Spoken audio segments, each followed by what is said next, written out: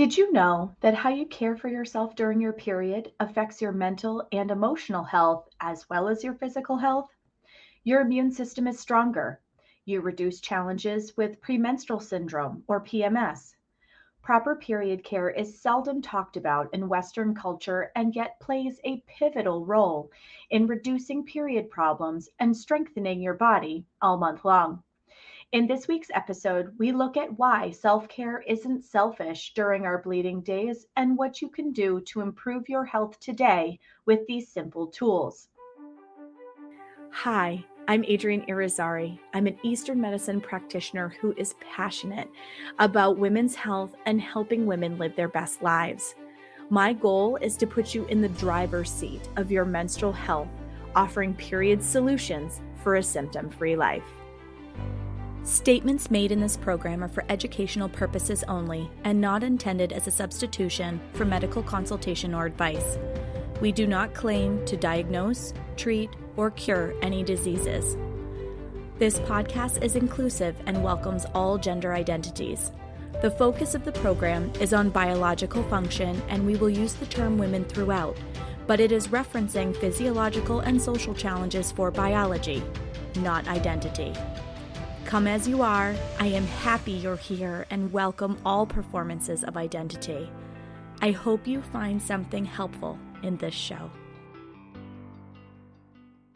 Welcome back to another episode of the Reproductive Rebel podcast. So we've been talking about the Eastern medicine view of different phases of our life. So we talked about the first golden opportunity for health being menarche, when girls start their periods. And then we talked about menstruation, what is normal, what is not normal, how to tell, and what you can do about it. So if you are just joining us this week, welcome, welcome. I'm so glad that you're here. A lot of the basic biological overview of this topic was done in episodes 3 through 7. And the last 3 weeks, we have gone on a journey of what do the 7-year cycles look like in a woman's life from a Chinese medicine perspective.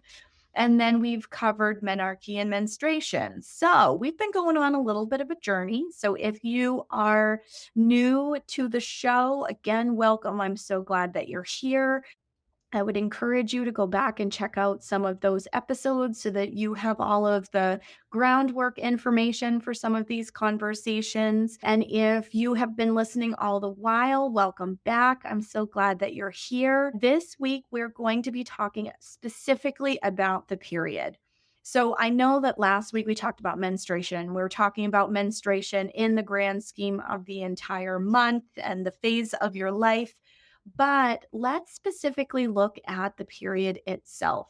So, as we discussed in a previous episode, the period itself is the shedding of the unused endometrial lining. So, when you haven't gotten pregnant in a given month, the body goes through, before ovulation, it goes through this preparation process to get your uterus a nice, cozy home for a potential baby. Whether that is your social, emotional goal or not, your body goes through this prep process on a bio level every single month. So, there is a blood-rich endometrial lining that's created, ovulation takes place, and if there is no fertilization and or implantation and a pregnancy doesn't progress, then that unused endometrial lining has to go somewhere. So your period is actually a cleanse. It is a flushing process. The blood is the flushing mechanism to push the lining out of the uterus in order to essentially clear the slate and start again for the next month. So the period itself is the beginning of your new menstrual cycle month. Now, menstruation should only last 4 to 6 days, and generally the heaviest day of your period is day 2. For some people, it's day 3, but for the vast majority of people, that heaviest flow day is day 2. So your body is doing kind of a big process during this time frame. It takes a lot of resources. So there are ways that you can support this bleeding process in addition to lifestyle through the rest of the month, but particularly during this bleeding process, in order to optimize its efficiency, improve its efficiency. I suppose optimize and improve are the same thing, but you know what I'm saying. Like the symptoms are reduced and the ability to execute a full and complete cleanse is done in the best way when the body has certain supports available to it. So, because it's doing this big process, you want to make sure that you're feeding yourself well. This is not going to be any different than when you're exercising and you need to provide yourself with proper nutritional support in order to repair muscle tissue after exercise, right? Because with like weight training, for example, you get little tears in the muscle fibers, and it takes the good stuff that you're putting in after that workout to help repair those tears and prepare for the next workout. It's the same thing with the period, except the period is going to be a little less strenuous. So you want movement during your period, but you don't want too much movement, right? You want to be gentle and mindful with your movement. You are looking to keep yourself warm because the body has to work really hard to keep itself warm. So I look around and I see all of these young generally it's young ladies. There are people who are not, in their teenage, early 20s that wear crop tops, but the vast majority of people, especially if you've had children, crop tops aren't really quite as much of your thing. And honestly, when your shirt is that short, I did a reel about it a little while ago. I think I did it on TikTok as well. And I was complaining about where's the rest of my shirt. If you haven't seen it, I thought it was pretty funny that day. But I made this statement because not being able to keep your belly warm affects how your cycle shows up. So I have this belly band thing. It's called a haramaki. It's Japanese, and it's like my favorite thing ever. I wear it whenever I'm menstruating. It helps to keep my belly warm. It adds a little extra support because feeling cozy in there is just kind of nourishing during that time frame. I don't know about you, but I just want to like curl up under a blanket and hunker down and hibernate during my period. And that's a normal energy to have during that time frame. So, wearing things that are going to cover up to your collarbones, it's going to help your body have optimal circulation and optimal warmth in order to execute the period appropriately. So the deep V necks, the crop tops, or even better, the deep V with the crop, you're not covering enough of your skin and your body starts to work hard to try to warm the body up. And when the body is going into this warming process, it's actually stealing some of the efficiency of the bleeding process. So keep your body warm, feed yourself easy to digest, warm, nourishing foods. Those kinds of things are so important because then the body doesn't have to work really hard to break it down in order to be able to consume it. So, the name of the game during your 4 to 6 days of fresh red blood bleed, or at least that's the target that we're aiming for, is to nourish your body well. Get to bed as early as feasibly possible, ideally before 10 o'clock at night, because then you go into a restoration part of your sleep cycle that is really important for your hormones and setting yourself up really well for your health and immune system and strength and lack of brain fog and all of these vital things that we need for the rest of the month. Because again, menstruation happens at the beginning of your new menstrual month. So, how you conduct yourself during that time frame, how much rest you get, whether you've overscheduled yourself, whether you're wearing enough clothing. Like, I remember when I first started this work, my husband kind of joked a little bit that I looked out of place because here it was like 80 something degrees in the summertime, and I was wearing capris, which were appropriate, right, for the fact that it was summertime. But I was wearing this light scarf so that my summer shirt that wasn't covering my collarbones, I had something that covered my collarbones and protected my neck from draft. And he goes, it just seems a little warm to be wearing a scarf. And I'm like, I'm doing it because I'm working on healing my period. And sure enough, that scarf paid dividends. And I did it over and over and over again. And honestly, I am now enjoying 8 years of being somebody who has had endometriosis her whole life and period problems and irregularity and 18 to 22 day cycles that were incredibly painful and needing to, quote unquote, suck it up, buttercup, and just go to work through the pain some days.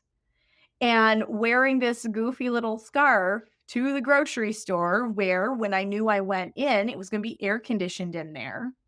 And I was gonna have the chill from the refrigerated cabinets and stuff because that main aisleway there when you first walk into our grocery store has, like, the cheese and the yogurt and all that eggs and all that kinda stuff, right? So and it's like that in a lot of stores, right? So it's colder in that section. It's colder on purpose. So I walked into this store and I had this light little scarf on. I wasn't bundled up for winter, but my skin was mostly covered and all of the drafty areas were covered. And making that part of my regular routine over a period of time, my cramps started going away. My clots started going away. The irregularities started to level itself out. Like, you'd be really surprised how far a little bit of rest during your bleeding days will go in terms of setting you up for success and fewer symptoms the next month. It really is kind of mind boggling.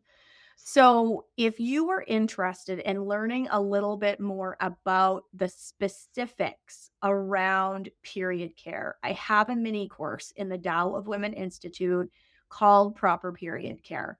It's super short, sweet, and to the point. It takes you through all of the high points of what should I do, when should I do it, you know, easy ways to integrate some of these things into my life so that you can start this coming period. You can start making a change in your health, your immune system, your vitality, and how you're able to move through your entire month. So I would highly recommend it. Check out the Tao of Women Institute, take that short little course. You'll be able to start putting those action items into play today, which is fantastic. I know this is a super short episode, but period care is something that has lasting lifelong effects and is critically important, especially if you are looking at trying to have a baby, because your period gives you like a benchmark and an organic computer printout of how healthy your body is